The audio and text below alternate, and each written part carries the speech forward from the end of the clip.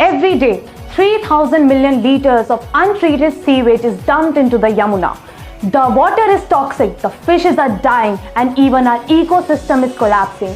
Pollution here impacts everything. The health of the people, the environment, and even our economy is at risk. If we don't clean it up now, then it could be too late. While Delhi's air pollution has surpassed grade 4 threshold, the pollution in the Yamuna river is no less alarming. Yes, the discussion of today's topic is Yamuna river, which flows through Delhi.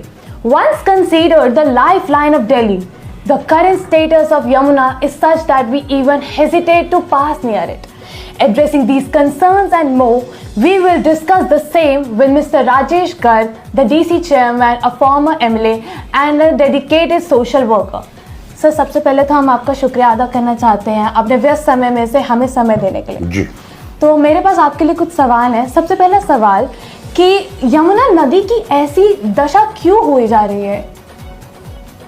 पहले तो आपको बधाई कि आपने इतनी हिम्मत से और जो बात शुरुआत किया ना आपने इंट्रो, गजब। दूसरा मैं सवाल पर आता हूं कि यमुना नदी की जो हालत खराब हो रही है उसके लिए जिम्मेवार आम आदमी जितना है उससे ज्यादा सरकार है, जो कि व्यवस्था को रन करती है सरकार। यमुना नदी की हालत इसलिए खराब है क्योंकि 112 नाले हैं दिल्ली में। दिल्ली बॉर्डर से लेके यदि नजफगढ़ नाले पूरा ग्राउंड लगाया जाए कालिंदी खुंद तक तो 112 नाले यमुना में गिरते हैं, जबकि एसटीपी प्लांट लगे हुए हैं। जो सीवरेज सिस्टम के को ट्रीटमेंट के लिए प्लांट लगे वो सब ठप पड़े हुए हैं। ये केवल मैं नहीं कह रहा हूँ, हाई कोर्ट ने भी 3 दिन पहले इसका कॉग्निजेंस लिया है और सरकार को लताड़ा है कि इन नाले जो यमुना जी में गिर रहे हैं, नदी में गिर रहे हैं, उनको पानी को साफ किया जाए। ट्रीटमेंट हो नहीं रहा, भ्रष्टाचार शामिल है, इसके कारण ही यमुना की हालत ये है।